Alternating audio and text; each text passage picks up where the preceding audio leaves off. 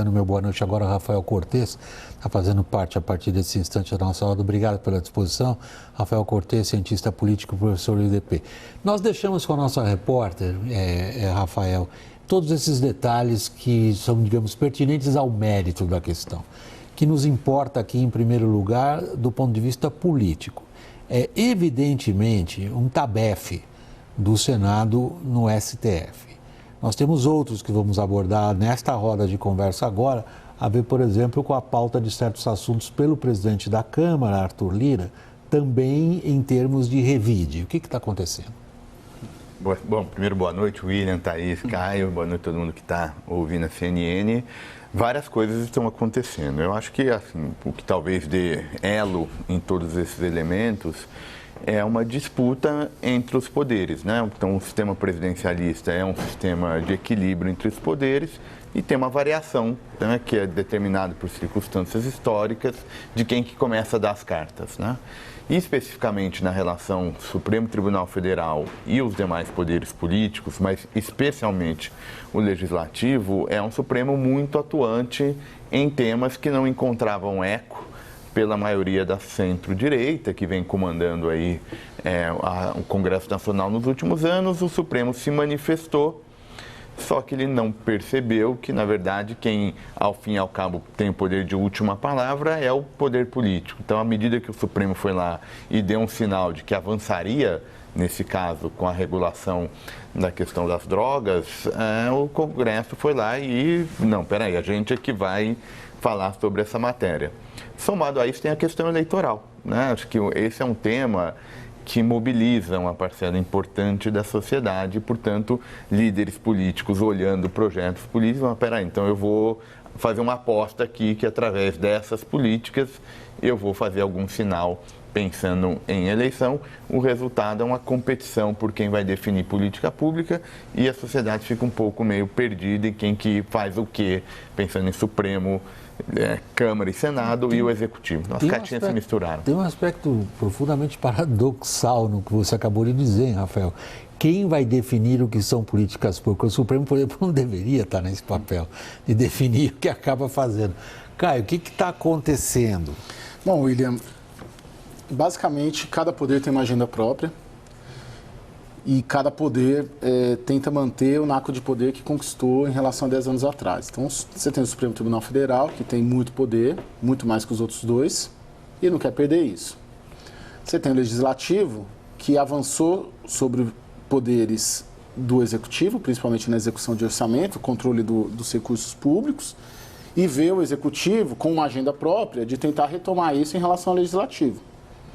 E aí, o Executivo tem uma aliança ocasional com o Judiciário nesse embate com o Legislativo, por outras questões também. Então, cada um tem uma agenda própria. O Palácio do Planalto quer retomar o poder que já teve em relação ao controle de recursos.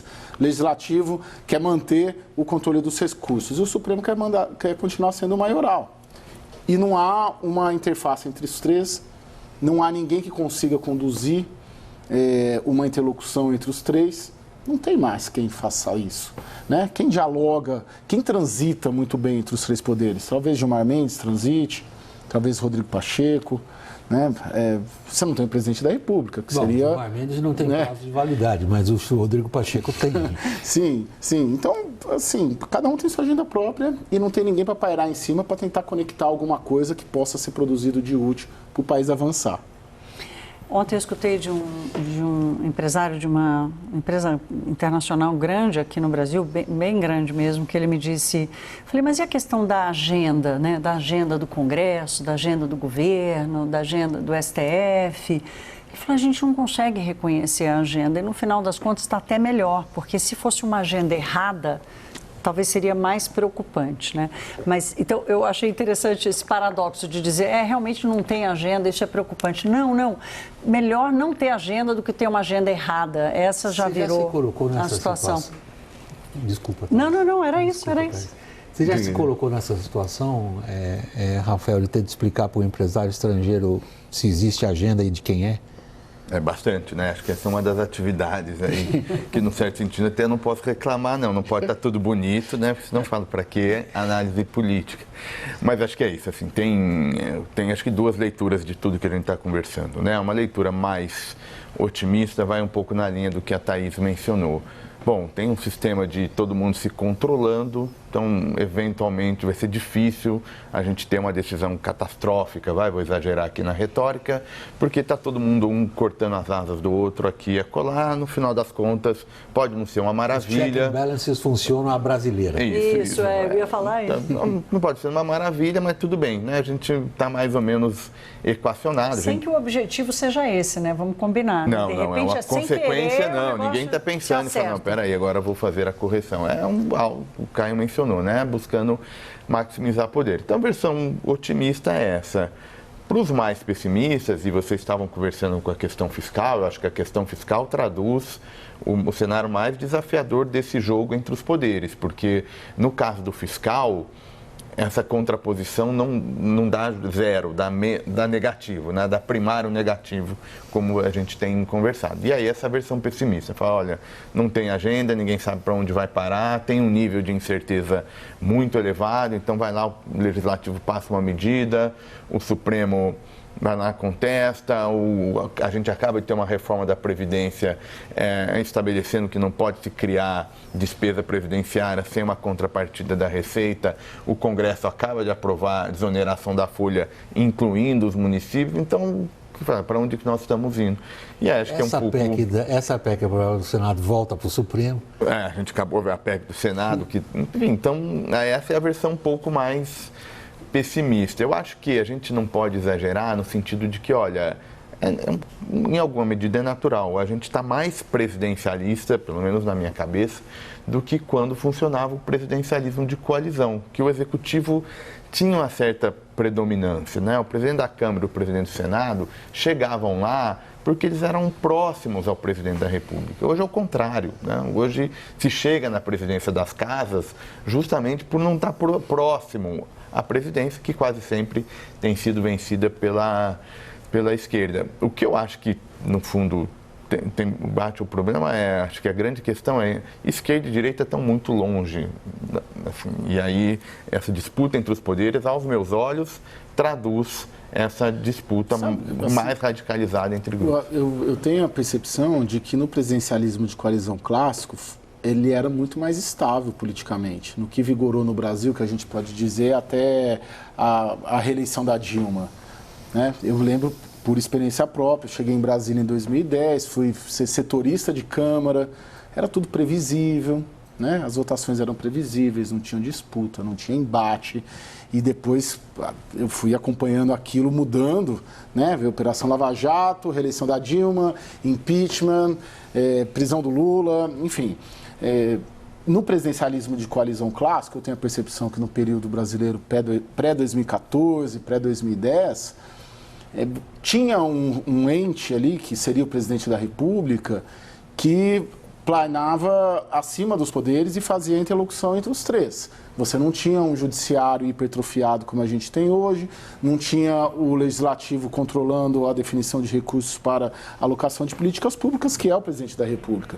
Tanto que hoje muita gente fala que é presidencialismo de colisão, porque tivemos 3 presidentes fracos, né, politicamente, que fizeram concessões ao Congresso, e aí virou essa barafunda toda, porque a Dilma caiu, o Temer também foi frágil, enfrentou 2 denúncias, e o Bolsonaro foi um presidente que entregou tudo para o Arthur Lira gerenciar, para não cair, porque tinha 130 pedidos de impeachment. Então, eu acho que tem a questão, você falou do orçamento. O orçamento, para mim, é crucial nessa história, porque o Brasil conseguiu inventar um negócio chamado emenda PIX. Quando eu falo Brasil, eu falo das forças políticas de Brasília, né? Que é você permitir que um parlamentar faça uma destinação de um recurso público sem dar satisfação de para onde vai esse dinheiro ou no que ele vai ser aplicado. Então, talvez a previsibilidade, no geral, tenha se perdido, né, no rastro do dinheiro público que se dispersou. Então, na medida em que o dinheiro público se dispersa, o acesso ao dinheiro público é facilitado, né? O dinheiro agora chega por Pix. A emenda chega por Pix, né? No pior dos cenários. Então, essa dispersão acaba com a previsibilidade e acaba com o poder do executivo, inclusive, de liderar a política pública. Veja, o espetáculo que a gente assistiu hoje é significativo. A gente vê uma clara, eu acho que a palavra correta seria uma clara afronta, do ponto de vista do Senado, ao que ele considera o STF extrapolando seus poderes. Assim, nas palavras de vários dos senadores, não tem o STF que decide esse tipo de coisa. Isso é conosco. A gente vê o presidente da Câmara pautando uma série de medidas que vão violentamente, e eu estou usando a palavra aqui com cautela, mas ela é essa, vão violentamente contra políticas do Executivo. A gente vê a questão das terras, por exemplo. Sim. A gente vê claramente uma ferramenta de ameaça política através da instauração de CPIs desfavoráveis ao governo. Para onde isso caminha, Rafael? Eu não vejo no curto prazo muita mudança nesse jogo que a gente está mencionando, porque a minha interpretação, não sei o que vocês acham, mas é que a raiz disso é uma radicalização entre esquerda e direita. Então, quando o Caio estava mencionando lá, quando o presidencialismo de coalizão funcionava, tinha lá o presidente que meio que organizava. Agora, por que ele conseguia organizar? Porque, bom, quando era o PSDB ganhando, era a agenda mais próxima, a maioria de centro-direita, era uma conversa mais fácil. Quando o Lula, né, quando o PT ganhou, o Lula era essa figura que, de alguma maneira, gerava dividendos eleitorais, inclusive para grupos que a gente associa à direita. Hoje, não é mais assim, né? Então, hoje você tem a tal da polarização muito forte. Então, a gente olha para a coalizão de governo, na verdade, ela é uma coalizão que tem um pequeno pedaço da esquerda, mas ela é fundamentalmente de direita. A maioria da coalizão do governo é de direita. Se esquerda e direita estão muito longe... Se a gente julgar pela votação do Senado. O custo vai ficando muito mais alto, né? Soma-se a isso essa questão, e aí acho que o Supremo, ele entrou num primeiro momento como um reflexo disso, ou seja, a política não se organizava mais, todo mundo batia na porta do Supremo, aí o Supremo entrava, só que, digamos, como tem uma expressão dos analistas, né, o criador virou a criatura, virou muito grande, o Supremo, e ninguém põe mais o gênio para dentro da lâmpada de volta, né? E, enfim, vamos ver, não parece que o Supremo está a fim de também sair. Seguindo o teu raciocínio, Rafael, se esse a gente pode supor que seja o grande embate entre um Supremo que dá a excepcionalidade, o Supremo virou o nosso novo normal, né? O Supremo, nesse novo normal, com essa força e essa, digamos, essa capacidade que tem e esse gosto por fazer política, alguém segura? Tem dois caminhos, né? Que foi o que o Senado quis tentar fazer hoje. Tem dois caminhos. Ou uma autocontenção, que não parece, parece que já é melhor do que há um ano, né? Tem algumas pautas que, pelo menos o Barroso, tenta se conter mais, mas não seria essa a solução. E a segunda solução, pelo que a gente ouve, não estou fazendo defesa alguma aqui, é o impeachment de ministro do Supremo. Que se evoluir em 2022 para uma bancada mais à direita sendo eleita, principalmente no Senado, que é a 24. casa... 26, na verdade. Não, 26, né? Você falou 22. Tá? Ah, eu falei 22, perdão. Porque o Senado que fiscaliza o Supremo, só que aí tem essa lógica da política brasileira que o Supremo também cuida dos processos das ações penais dos senadores. Então ninguém quer se meter a besta com quem vai julgar o seu processo. Mas se em 26, essa tendência que começou em 18 nas eleições nacionais, né? Majoritárias e proporcionais, principalmente no Congresso, se bem que o Senado é uma eleição majoritária, de eleger grandes bancadas de direita, de extrema-direita, de centro-direita, isso pode crescer um movimento de um impeachment de ministro do Supremo. Hoje são quantos? 30. 30 de 80. Então, se eles conseguem colocar 10 a mais, com ânimos de levar essa agenda adiante, aí seria uma fórmula constitucional até, porque é um instrumento previsto na Constituição, de conter o Supremo. Senão, não tem outra saída. Aí vira uma agenda que assusta, né, William? Aí chega uma agenda que realmente vai assustar. Rafael Cortes, cientista político, professor do IDP. Muito obrigado, Rafael, pela disposição de vir aqui até o estúdio participar da nossa roda. Boa noite, Rafael. Eu que agradeço. Boa noite a todo mundo.